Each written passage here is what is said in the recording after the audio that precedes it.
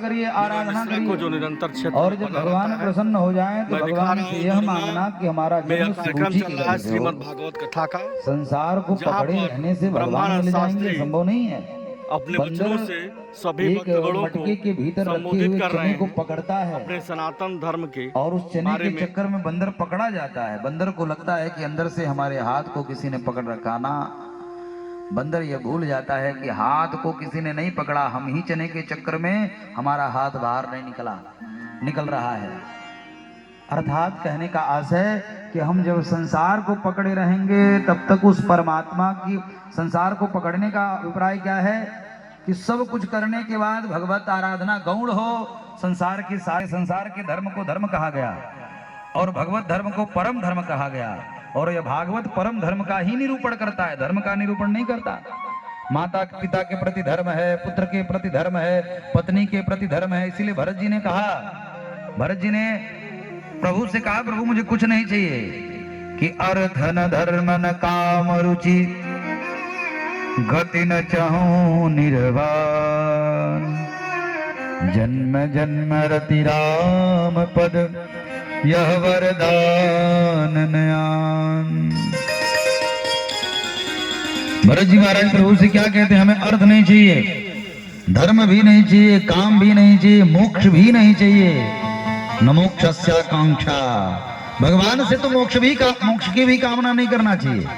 अगर सच्ची भक्ति है प्रभु में मोक्ष की आवश्यकता नहीं है, लेकिन जब जब जन्म मिले तो आपके भक्त के रूप में जन्म मिले, ऐसी विनती ठाकुर जी से होनी चाहिए, ऐसी लालसा ठाकुर जी से होनी चाहिए। भरत जी कहते हैं मुझे अर्थ धर्म काम मोक्ष कुछ नहीं चाहिए।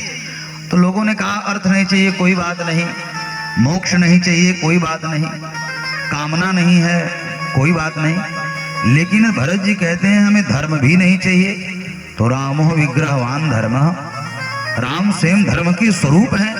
और भरत जी कहते हैं हमें धर्म नहीं चाहिए, तो कौन किस धर्म का त्याग कर रहे हैं? तो कहते हैं कि मातृत्व धर्म को मैं छोड़ दूंगा प्रभु। यह जो मातृत्व धर्म है, माता के प्रति मेरा जो धर्म है उसका त्याग कर दूंगा, लेकिन मैं आपको नहीं छोड़ने वाला। दूसरा भाव कहते हैं जन्म जन्म रति राम पद। एक जन्म में ही अगर भगवान के चरणों में रति हो जाए तो दूसरा जन्म नहीं लेना पड़ता। तो यहाँ जन्म जन्म दो बार का प्रयोग क्यों किया मानस में? तो कहते हैं, भरत जी कहते हैं प्रभु जन्म जन्म में इसलिए कह रहा हूं कि जब जब धर्म की स्थापना के लिए आप इस संसार में आए तो आपके भक्त के रूप में हमारा जन्म हो, इसीलिए जन्म जन्म रति राम पद, और हर जन्म में आपके चरणों में रति बनी रहे महाराज। तो धर्म का निरूपण नहीं है, भागवत परम धर्म का निरूपण है। आज ध्रुव जी महाराज अपने माँ के समीप जब पहुंचे और अधर कंपायमान है, नेत्रों के अश्रु रुक नहीं रहे हैं, शरीर कांप रहा है, व्याकुलता है। मातु सपत्न्या सदुरक्ति विद्ध स्वसन्नुषा दंडहतो यथा ही। जैसे किसी सांप को डंडे से मार दो और हुकारने लगता है, ऐसे क्रोधित भी हैं ध्रुव जी महाराज, रो भी रहे हैं, व्याकुल भी हैं। हित्वामि संतम पितरम सन्नवाचम जगाम मातो प्ररुदन सकासम। तड़प भी है, व्याकुलता भी है, क्रोध भी है, रुदन भी कर रहे हैं। आज पहली बार सुनीति मैया ने अपने बालक को ऐसी अवस्था में देखा है। सुनीति मैया व्याकुल हो गई। बालक रात भर अगर जगा रहे तो माँ रात भर जगी रहती है। इसीलिए जब किसी का पुत्र अपनी माँ को रुलाता है तो उसके सारे पुण्य तक्षण क्षीण हो जाते हैं हमारा। अगर माता पिता की आंखों में अश्रु आपके कारण आ रहे हैं तो कथा श्रवण करने की कोई आवश्यकता नहीं, पूजा करने की कोई आवश्यकता नहीं। अगर आपने पिता में भगवान शिव का दर्शन नहीं किया, माता में भगवती पराम्बा का दर्शन नहीं किया, तो महाराज पाषाण की मूर्तियों में देवता का दर्शन करने से कुछ होने वाला नहीं है। मातृदेव भव हम नहीं कह रहे हैं, हमारा वैदिक परंपरा कह रहा है। पितृदेव भव ये वैदिक परंपरा निवेदित कर रहा है कि उन्हीं में ही देवता का दर्शन करना चाहिए। माँ रात भर जग जाती है, हम लोग सोने के लिए परेशान है, लेकिन अगर बच्चा जगा है तो रात भर उस माँ को नींद नहीं आएगी, मेरा बेटा क्यों जगा है। और आज अगर माँ बूढ़ी हो गई तो चिल्ला रही है, बेटा सुनो, क्या चिल्लाती रहती हो बार बार। पिता कुछ बोल रहे हैं तो पिता का भी तुरंत प्रत्युत्तर, क्या बोलते रहते हो। विचार करिए, आपकी एक ही बात को कई बार माता पिता ने सुना है, एक ही बात को आपने कई बार बड़े चाव से माता पिता ने आपकी बातों को सुना है। जब आप छोटे से थे और एक ही बात कई बार आप कहते थे तो भी माता पिता को प्रसन्नता होती है। और बड़े हो गए तो माता पिता की बात को सुनना तो दूर, बगल में माता पिता के पास बैठने का समय नहीं है। और आजकल का जनरेशन तो और गड़बड़ होता जा रहा है हमारा। आजकल तो और समस्याएं हैं। बुजुर्गों के पास, अपने पिता के पास, अपने बाबा के पास, अपने माँ के पास बैठने का समय ही नहीं है। जिस माँ ने अपने सौंदर्य का त्याग कर दिया हो, जब माँ, किसी भी स्त्री का सबसे बड़ा सुख माँ बनना होता है।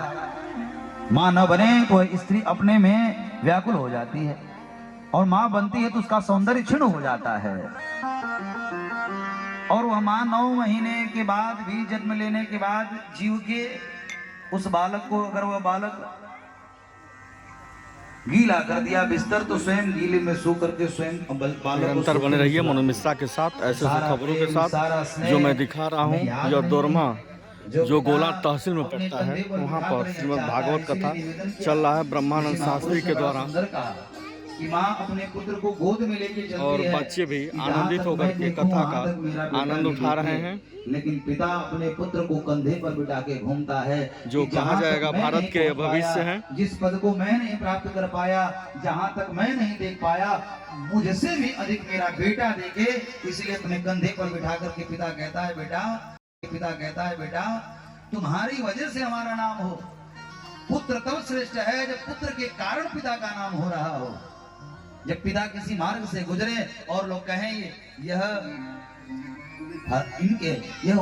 उस बालक के पिता हैं, जो बालक बहुत बड़े पद पर अभिषिक्त हुआ है, पिता को उससे अधिक हर्ष जीवन में कभी नहीं होगा जितना हर्ष अपने पुत्र के कारण मिले सम्मान से प्राप्त होता है हमारा।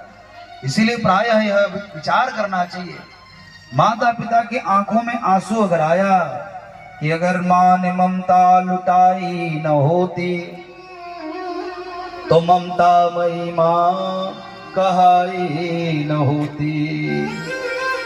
उसे क्या पड़ी है कि ओ हमें मनाए, मगर मां मनाने आई न होती तो ममता मई मां कहाई